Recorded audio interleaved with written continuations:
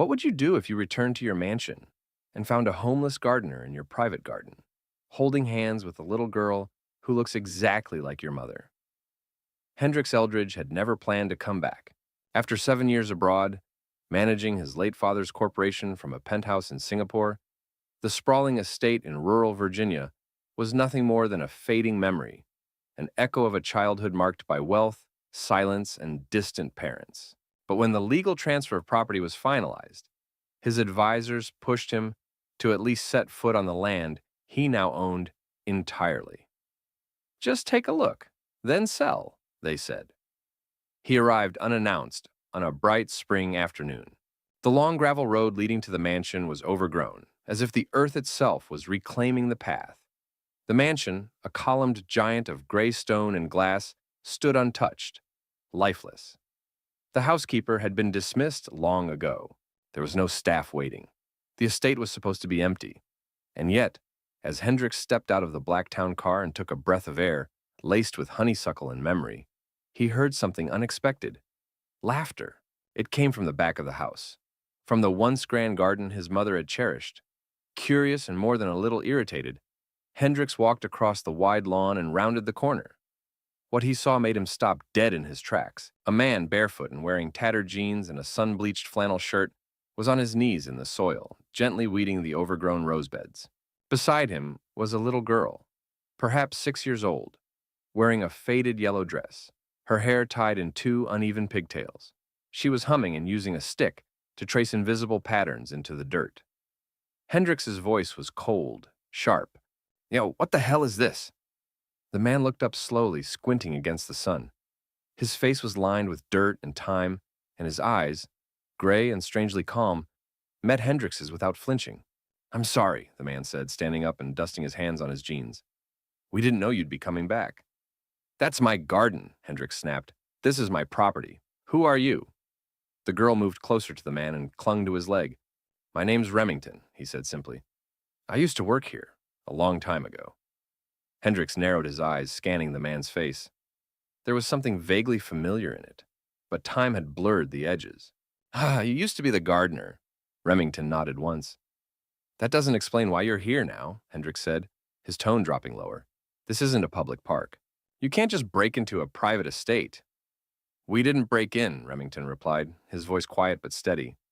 "The gate was broken. We've been staying in the old tool shed, just until I can find work." She needed a place to rest. He looked down at the girl, who was now staring at Hendricks with wide, unafraid eyes. Her gaze was unsettling, curious and knowing, far beyond her years. "I'll call security," Hendricks muttered, pulling out his phone. But before he could dial, the girl stepped forward and held out a piece of paper. It was a hand-drawn map. Crude lines, labeled in a child's handwriting. Roses, butterflies, fountain, secret path. "This is Mommy's garden," she said. "They were taking care of it." Hendricks froze. His mother had died when he was 16. No one had touched her rose beds in over a decade. And now, they were blooming. Hendricks stood frozen, the paper in his hand trembling slightly. The map was innocent, childlike, but it was also specific. The fountain, the butterfly bush, even the secret path, a tiny winding trail his mother had created when he was only 7 years old, hidden between the hedges. No one knew about that except his family. And yet, this little girl, this stranger, had marked it. He stared at her for a long moment. Her dark eyes held his without fear, and for the first time in years, Hendricks felt something shift inside him, an uncomfortable stirring that reached deeper than anger or confusion. It was something raw, something close to guilt. "Now, where's your mother?" he asked abruptly. The girl turned her face slightly, then looked up at Remington. "She's gone," Remington said simply. There was a pause, heavy but not theatrical. It was the kind of silence that didn't seek pity, only truth. "She got sick 2 winters ago," he continued. "Pneumonia. We couldn't afford the hospital. I did everything I could." He swallowed, voice steady despite the weight of the memory. "She died in my arms right after Christmas. Adeline was 4 then." Hendricks's gaze moved back to the girl. Adeline, she wasn't crying. She wasn't even looking sad. She had picked up a stick again and was quietly drawing spirals in the dirt with complete focus. like this conversation had happened 100 times before. And after that? Hendricks asked, his voice more muted now. We moved between shelters, Remington said. Some nights the car, some nights a church basement. I picked up odd jobs where I could, cleaning gutters, lifting cargo, washing windows. But I couldn't hold anything steady with a kid at my side. No one wants a man with a child on his back. Then why here? Hendricks asked. You could have gone anywhere. Remington's lips lifted into something that wasn't quite a smile. Because this is the last place I ever felt useful. Your mother used to talk to me when I worked the garden. She called me the quiet keeper. I remember she'd say the flowers bloomed better when someone tended to them without noise. He looked around at the roses. I thought maybe the soil remembered her. Hendricks felt his chest tighten, and he hated it. He had trained himself to be composed, logical, detached. Feelings were liabilities in business. They made you soft.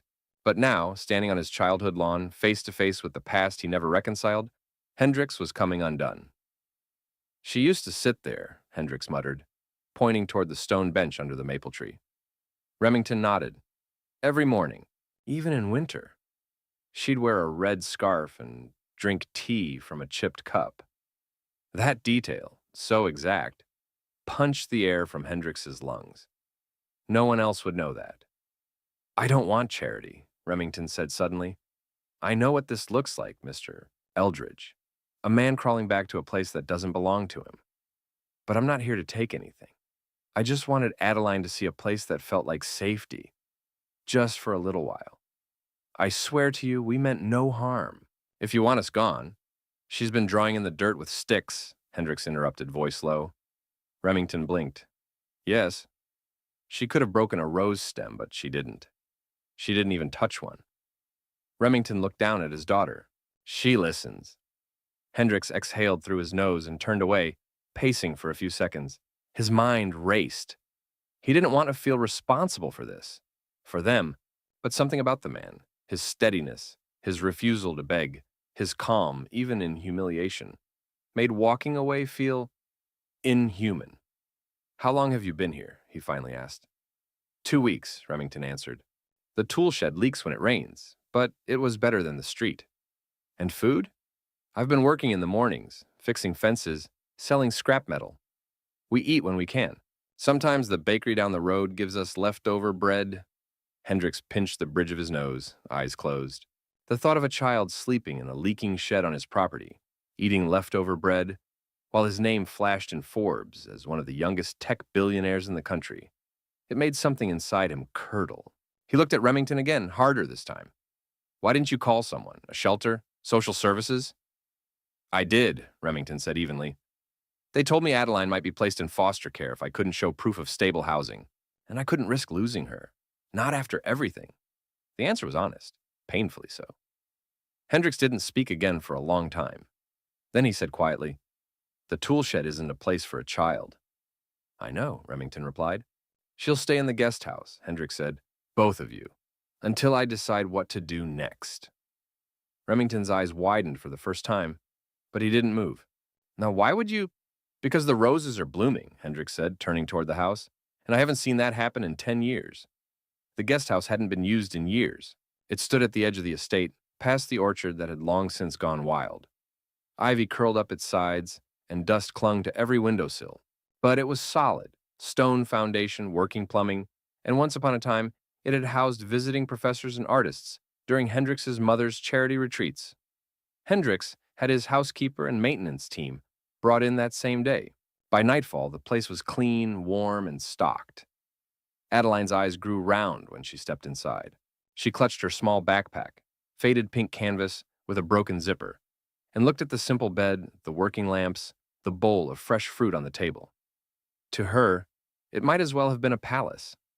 Remington, however, remained cautious. He stood by the door, shoulders straight, hands behind his back like a soldier awaiting orders. Hendricks noticed. You're not under arrest, he said, a touch of irritation in his voice. You can sit. I don't want to assume anything, Remington replied calmly. You don't owe us this. I'm aware, Hendricks said. They stood in silence for a while, the only sound coming from Adeline as she unpacked her few belongings and placed them on the small shelf near the bed. A paper flower, a torn children's book, and a photograph, creased but treasured, of her mother. Hendricks noticed the way her hands lingered on the photo before she set it down gently. He found himself asking, not entirely knowing why, "What was she like, your wife?" Remington took a deep breath. "Her name was Corinne. She was smarter than me, always. She could do math in her head faster than I could write it. She loved painting clouds, just clouds, nothing else. Said every sky had its own story." Hendricks felt something twist inside him. His own mother had been a painter too, though he'd spent most of his life resenting the fragility he associated with her. Her quietness, her long absences, her illness. Now, hearing about Corinne, he felt something strange. A pang of respect for the kind of woman who loved beauty even when life gave her so little of it. He turned to Remington again. "Did she know you would come back here?" "No," Remington said softly. "I never thought I would either. I just ran out of roads." Hendricks looked at the man more closely then. The worn clothes, the lean build, the quiet dignity that hadn't been broken even after everything. There was no bitterness in Remington's voice, only exhaustion and resolve. The next morning, Hendricks returned early before the staff. He found Adeline sitting cross-legged on the porch steps, humming and holding something in her lap. When she looked up and saw him, she smiled, a smile without suspicion, one that trusted too easily. "Now what's that?" Hendricks asked, pointing at her hands. "It's a story," she said. "I'm writing it for the garden." He blinked. "For the garden?" Adeline nodded seriously. "Every flower has a name and a dream. I write them down so they don't feel lonely." Hendricks crouched slightly, curious despite himself. In her small notebook, written in crooked but earnest letters, were lines like, "Miss Marigold wants to fly to the moon." Sir Dandelion lost his hat in the wind but found a friend instead. His throat tightened before he could stop it. There was something disarming about her, about the way she softened the world around her, even in a place where she had once slept on a concrete floor. He sat down on the steps next to her, and for a long moment, neither of them spoke. Finally, he said, "Would you like a real journal? One with strong pages so your flowers don't get tired?" She turned to him, eyes wide. "Really?" "Really," he said, and to his own surprise smiled. When he left the guest house that morning, something felt different. He couldn't name it, but it stayed with him the whole day. That night, after dinner, he found himself sitting in the garden for the first time in over a decade, where the roses grew thick and wild. The wind rustled the leaves, and for the first time in years, Hendricks didn't feel alone. And far away in the guest house, a child began to write about a flower named Mr. Hawthorne, who had once been angry all the time, until he met a little bee who sang stories to the soil. By the end of the week, the story had gone public. It started small. A curious neighbor spotted Hendricks's car parked at the guest house early one morning. A delivery driver mentioned seeing a strange man and a little girl coming out of the side property.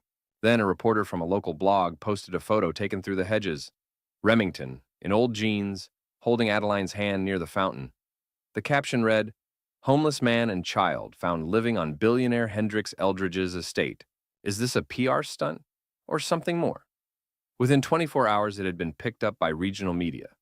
By 48 hours, national tabloids were splashing it across their homepages. The headlines varied in tone, some skeptical, some mocking, others outright brutal. Eldridge's Garden of Guilt. Billionaire plays. Savior with vagabond. Father-daughter duo. From penthouse to playground. Is Hendricks losing his mind? Inside the strange new life of a tech mogul and his garden guests. Hendricks first saw the story while seated in a board meeting. He'd flown back to the city for a quarterly strategy review with his leadership team. His assistant passed him the tablet without a word, and the moment his eyes landed on the images, a silence fell across the room. Half of the board members avoided eye contact. One cleared his throat. "This is a problem," said Savannah Dre, the CFO, her voice cool and calculated. "It looks messy, emotional, vulnerable. That's not the image we've built for you, Hendricks." "I didn't do it for an image," he replied coldly. "That's precisely the problem," another board member muttered. "This isn't you, or it's not who we need you to be." Hendricks sat back, jaw clenched. He'd known there would be backlash, but hearing them talk about Adeline and Remington like they were props in a malfunctioning campaign, it lit something in him, a frustration hot and rising, pressing behind his ribs. "I gave them a roof," he said. "That's it." "No, you gave them your name," Savannah corrected. by letting them stay on the estate in view of the public. You've aligned yourself with them, whether you meant to or not. That affects our investors, our partnerships, our valuation. Hendricks stood up. I'm not selling this story. I'm not packaging their lives to make anyone feel better. I did what I thought was right. That's not the way this world works, she said sharply. No, Hendricks replied, voice low. That's the way your world works. He left the meeting, walked out of the office, turned off his phone, and didn't speak to anyone for the rest of the day. By the time he returned to the estate, the guest house was quiet. Remington was inside, patching up a crack in the window frame with worn hands and quiet determination. Adeline sat on the porch steps with a jar of fireflies in her lap, the glow reflecting in her eyes. Someone took our picture, she said softly when Hendricks approached. He nodded. Are we in trouble? She asked. No, he said, kneeling beside her. You didn't do anything wrong.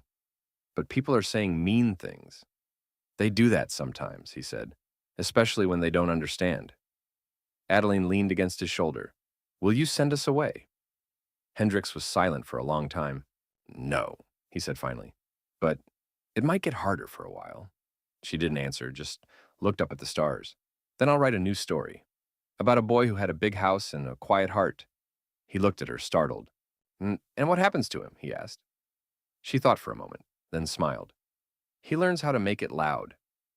That night, Hendricks went back to the main house and sat in his father's old study. He stared at the walls of books and maps, the brass frame photo of his father on the desk, cold, polished, untouchable.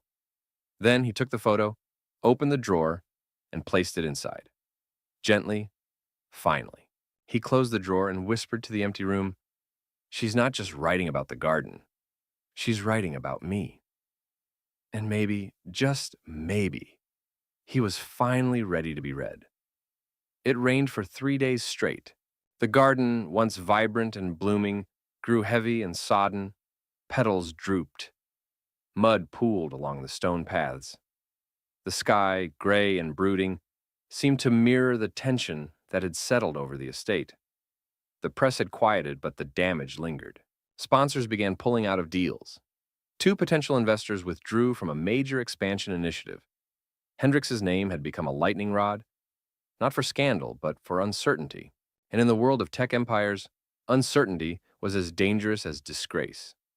On the 3rd night of rain at nearly midnight, Hendricks stood at the window of his childhood bedroom, staring out at the wet blur of the trees. His thoughts spun like a wheel stuck in the mud. Over and over the same impossible question. What was he doing? He had spent his life building systems, networks, engines of logic and control. Every step of his path had been strategic, a reaction to the chaotic grief of losing his mother young and his father emotionally, long before death came. The rules had always been simple. Don't feel too much, don't get close, stay moving, stay sharp. And yet here he was, emotionally tangled in the lives of a homeless gardener and a 6-year-old child who wrote dreams for flowers. Why? The answer haunted him. Because this was the first thing in years that felt like it mattered. But now that feeling came at a cost. His board wanted a formal distancing statement. PR advisors offered to relocate the family with discretion. One of his closest friends called to say, You've got a kingdom to run, Hendricks. Don't drown yourself in someone else's tragedy. He didn't respond. Instead, he put on a jacket, grabbed a flashlight, and walked out into the storm. The path to the guest house was slick and dark, but he knew it well now. He arrived soaked to the skin, boots caked in mud, heart thudding. Inside, the guest house was dimly lit. A single lamp glowed in the corner where Remington sat in silence, sharpening an old garden trowel. He looked up but didn't flinch at the sight of Hendricks, dripping water onto the wooden floor. I need to talk to you, Hendricks said. Remington nodded once. Go ahead. Hendricks stood for a long moment, unsure of how to begin. Then, slowly, he stepped further in, letting the door click shut behind him. You didn't ask for any of this, and I didn't think through the consequences when I let you stay. Remington didn't answer. He simply waited, quiet and steady as always. But you were right, Hendricks continued. About the soil, about this place remembering things. Since you've been here, the gardens started to feel alive again. My mother would have seen that. She would have thanked you, Remington said. Hendricks looked down. I've built everything in my life to avoid that kind of vulnerability. the kind that risks comfort for meaning. And now I'm being asked to erase all of this because it's inconvenient. You're being asked to pick between what's safe, Remington said, and what's human. That hit harder than Hendricks expected. He looked over toward the small bedroom door, where Adeline slept behind it. Her dreams probably still carried the scent of rain and flowers. I don't know how to fight this without losing everything, Hendricks admitted. You already know how, Remington replied. You're just afraid the cost will be too high. Hendricks sat down across from him, elbows on his knees. My father would have thrown you off the property in 10 seconds, he muttered. Your father wasn't you. He built an empire. And you're trying to build something that might last longer than money. Another silence followed, but it was warmer now, filled with shared recognition. Then softly, Remington added, If you want us to leave, say the word. We'll go tomorrow. No, Hendricks said instantly. I don't want that. Then fight for it, Remington said. Not for us. For what's growing here. That night, as Hendricks left the guest house and walked back through the wet, whispering garden, he felt it for the first time. A kind of stillness inside him. Not peace, not yet, but clarity. He knew what had to be done. The next morning, Hendricks made the call. He told the board that he would not issue a distancing statement, that if they couldn't support him showing decency to a child and a man who had done nothing but give life back to something dead, then they were welcome to find another CEO. By sunset, 2 board members resigned. But by nightfall, a different headline appeared on a smaller, quieter blog.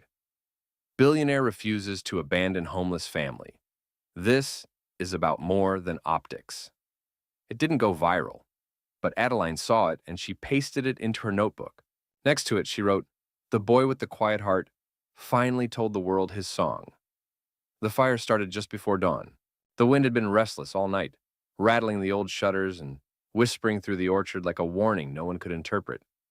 The storm had passed, but the ground remained wet and heavy, saturated from days of rain. Yet, somehow, the blaze caught, violent, fast, and alive. Smoke curled up from the far side of the guesthouse roof before the flames were even visible. A passing groundskeeper on an early shift spotted the plume and sprinted for help. But by the time Hendricks was awakened by the blaring emergency alarm from the estate's security system, the eastern side of the building was already glowing with orange fury. He tore out of bed barefoot, heart slamming into his ribs. No time to think. As he grabbed his phone and bolted out the front door, his only thought was, Adeline. The scene was chaos. The fire crew hadn't yet arrived. Staff scrambled in robes and raincoats, grabbing hoses, buckets, anything. But the guest house was isolated.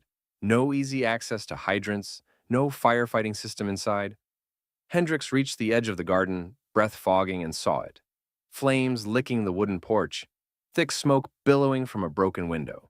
And then Remington burst out the front door, coughing, dragging a blanket-wrapped figure in his arms. Adeline. She was clinging to his chest, crying and gasping for air. Her nightgown was singed, her arms wrapped tight around his neck, face pressed into his shoulder. Remington was staggering, one side of his shirt ablaze. He collapsed to his knees just as Hendricks reached them. Take her, Remington rasped. Hendricks scooped Adeline into his arms. She clung to him instantly, shivering, sobbing. I didn't want the fire, It's okay, he said, holding her tighter than he'd held anyone in his life. You're okay now. Behind them, 2 security guards rushed in with extinguishers. Another doused Remington with a blanket soaked from the rain barrel. Only then did Hendricks see how bad it was. Remington's hands were raw, blistered. His side, exposed where the shirt had burned away, was red and oozing. His face, his calm, steady face, was gray with pain. Paramedics are en route, one of the staff shouted. Remington didn't look at Hendricks. He just stared at Adeline. She was under the bed, he murmured. Smoke filled the room too fast. I almost didn't find her. Hendricks swallowed, his own throat stinging with emotion. You did. You saved her. Remington slumped back against the grass, breathing shallow, eyes closing as sirens began to wail in the distance. At the hospital, time blurred. Remington was rushed into emergency care. 2nd-degree burns along his arms and side. Severe smoke inhalation. The doctor said he was lucky, incredibly lucky, that the burns weren't worse. But recovery would be long, painful. Adeline wouldn't leave his side. She refused to sleep, refused to eat, clinging to the chair beside his bed as if her small body could hold him here with sheer will. Hendricks tried to comfort her, to distract her, but she remained silent, eyes fixed on the heart monitor's steady beep. It wasn't until the second night, when Remington finally stirred, that she spoke. "Daddy?" Her voice was so small it barely registered. He turned his head slightly. "Hi, Starseed," he whispered. Tears spilled from her eyes. She buried her face in his arm. Hendricks stood at the foot of the bed, heart aching. He'd fought corporations, governments, even his own father's legacy, but none of it prepared him for the weight of this moment. He had never loved anything that didn't benefit him before. And yet now, seeing this man, broken but alive, he felt something rawer, more powerful than loyalty or gratitude. He felt family. Later that night, Hendricks stood outside the hospital room, speaking softly to the head of his estate security. The fire had been no accident. An accelerant was found near the rear porch. Surveillance footage had captured a shadowy figure entering the estate perimeter 2 hours before the blaze. It matched the profile of a recently fired contractor, one who had been furious about being replaced after budget cuts. Hendricks's face hardened. "Do we have a name?" The man nodded. "We do, and he's already in custody." Hendricks turned toward the hospital room window. Adeline was asleep beside her father, her head on his arm. Remington, though exhausted, looked peaceful. "Safe," Hendricks whispered. "Make sure he's prosecuted to the full extent of the law." "Yes, sir." The following week, Hendricks took matters into his own hands. He paid for Remington's private care, hired 2 full-time aides, and personally oversaw the design of a new guest house. Stronger, safer, permanent. Not a temporary shelter. He brought in therapists for Adeline, a child grief counselor, tutors, new books, clothes in her favorite colors. She asked for violet and sunshine yellow, and he gave Remington something else, a formal position. Not as a gardener, but as head of estate renewal. "Because you didn't just save my garden," Hendricks told him when he returned home. "You saved me." Remington looked down at the offer letter, then up at Hendricks. "I didn't do it for thanks," he said. "I know," Hendricks replied. "That's why it matters." The new guest house was finished in 6 weeks. It had 2 bedrooms, high ceilings, skylights, and a wraparound porch. Adeline painted the mailbox herself. On the first morning they moved in, she slipped a new page into her garden storybook. It read, "Mr. Hawthorne was burned in a fire, but the earth held him tight until he bloomed again, and now he teaches the garden how to grow stronger." Spring returned slowly. The rain stopped, the air warmed, and the garden once again came alive, tentatively at first, like something unsure if it was safe to bloom again. But bloom it did. Roses pushed their way through the dark soil. Tulips emerged in colors brighter than memory, and the hydrangeas, long dormant, began to bud again. For the first time since he was a boy, Hendricks started each morning not in meetings or video calls, but in the garden. He would walk barefoot across the dew-covered grass with a cup of strong black coffee, passing the new guest house to see if the lights were on. They usually were. Remington had taken to early risings again, even while healing. His bandages were thinner now, movement easier, though scars still laced his arms like ghost rivers. He didn't complain once. Adeline, however, was a storm of new life. She ran across the lawn each day with a homemade journal under one arm, calling out names for every flower. She'd decided that each plant had its own personality. The pink rose bush nearest the guest house? Miss Claribel, who loved sun and compliments. The tall foxglove near the fence? Sir Theodore, strict and proud, but kind when it counted. Hendricks found himself drawn to this world she'd created. One morning, as he walked past the fountain, he found a note stuck between 2 stones. In uneven handwriting, it read, "If you're sad, talk to Mr. Moss. He doesn't say much, but he listens all day." He smiled and tucked it into his coat pocket. The estate, too, had changed.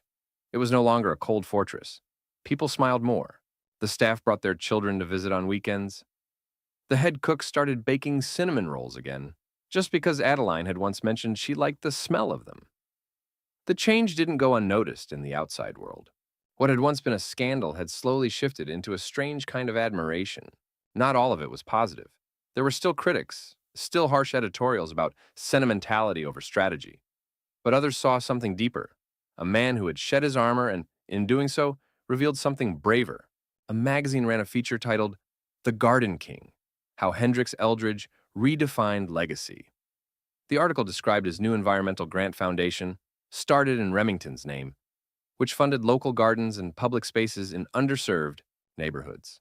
Another piece detailed his new education fund, which paid for therapy and schooling for children living in transitional housing. Adeline, when she saw the photo of Hendricks in the magazine, simply said, "They forgot to show the flowers?" He framed the quote and hung it in his office. One quiet evening just before sunset, Hendricks stood at the edge of the orchard, looking out at the property. The trees swayed gently and the golden light spilled across the lawn like honey. Remington joined him, slower now but steady. They didn't speak for a while. "You know," Remington finally said, "I used to think survival was the goal. Keep breathing, stay upright, but it's not." Hendricks looked at him. "What is?" "Belonging. That's the real finish line. The moment someone looks at you and says, 'Stay.'" The words hung in the air. Soft. True. Hendricks thought of his father, how he had built walls made of numbers and rules, had died with hands clenched around everything except what mattered. He thought of his mother, gentle, fading like a petal too early plucked. He thought of himself, the lonely boy with a cold heart and quiet mouth. And he thought of the girl who had arrived carrying a flower map and changed his whole world without trying. Later that night, they gathered under the porch light. Just the three of them. Adeline had planned a flower award ceremony, complete with construction paper medals. She presented Remington with the Best Dirt Hands in the Universe award, and Hendricks with a silver medal labeled Most Improved Smile. He laughed genuinely with his whole chest, and when Adeline leaned against his side and yawned, he wrapped an arm around her without thinking. "Can I sleep in the garden tonight?" she asked. Hendricks raised a brow.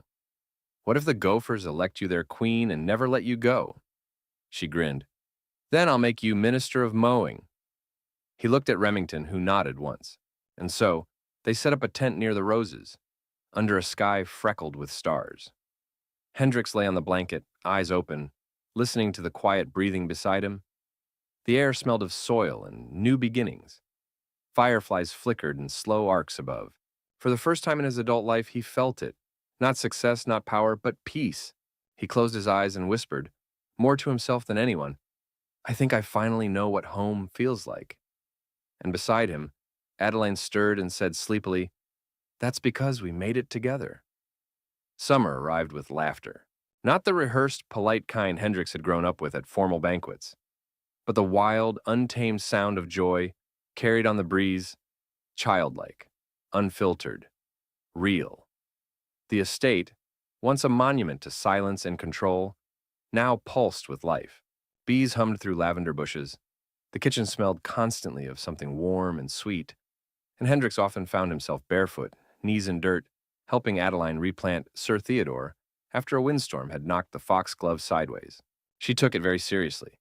"He's dramatic, but he hates being pitied," she had whispered. Hendricks obeyed her instructions exactly. Remington, recovering steadily, had taken to walking the entire perimeter of the property each morning, sometimes with Hendricks, sometimes alone, always stopping at the old greenhouse Hendricks had once deemed useless. Now it stood half restored, glass polished, new seedlings growing in organized rows. Adeline called it the library for roots. One evening, as orange dusk fell like melted gold across the lawn, Hendricks called them both to the garden. Adeline came running first, cheeks pink from playing, with smudges of soil on her elbows, and a new drawing in hand. Remington followed, his gait slower but proud, arms crossed behind his back like a steward returning to his temple. Hendricks stood beneath the maple tree, his mother's tree, and cleared his throat, something formal but gentle in his stance. "I've made a decision," he said, looking at both of them. Adeline blinked up at him. "Are we grounded?" He laughed. "No. You're promoted." She tilted her head, curious. Hendricks reached into his back pocket and pulled out a folded document. He handed it to Remington. "It's an official declaration. This estate no longer belongs to a single name. I'm placing it into a living trust. Joint stewardship between myself, Remington as head of renewal, and Adeline as our resident creative director." Adeline's eyes widened. "Like, a real job?" "The most important one," Hendricks said. "You name the flowers. You protect the stories." She squealed and immediately hugged his leg. Remington didn't say anything for a moment. He simply stared at the paper, reading the lines carefully as if afraid it might vanish like mist. "You're giving us the land?" he finally asked, quiet. "I'm giving it to the people who saved it," Hendricks replied. "You brought it back to life. I just happen to own the deed." A long silence passed. Then Remington nodded once, slowly, and shook Hendrix's hand, not with formality, but with reverence. That night, they held a small celebration under the string lights that now crisscrossed the garden. Staff came with pies and homemade drinks. One of the cooks brought a guitar, and someone sang old folk songs under the stars. Adeline performed a flower poem recital, featuring a dramatic reading of Miss Claribel's Tea Party for Bees. People clapped, some cried, everyone laughed. As the evening wore down, Adeline climbed into Hendrix's lap and looked up at him, serious. "Can I tell you a secret?" "Of course." She leaned in close, voice barely a breath. "I used to think rich people lived in castles and never cried, but I think maybe they were just waiting for someone to tell them a good story." He smiled, kissed the top of her head, and whispered back, "Then you've told me the best one." Later, after the guests left and the lanterns flickered low, Hendrix walked alone to the edge of the property where the trees formed a quiet border. He looked out into the darkness, once so intimidating, now peaceful. He thought about legacy, not the kind measured in stock prices or marble statues, but in mornings spent pulling weeds and little girls teaching you how to laugh again. He had been a man of algorithms and armor, but this was something no business plan could engineer. Love, belonging, redemption. As he turned to head back toward the guest house, his home now too, he heard Adeline's voice behind him, calling from the porch. "Come on, Minister of Mowing. We've got work to do tomorrow." He grinned, shook his head, and walked back toward the light. Because some stories don't end. They simply bloom into new seasons.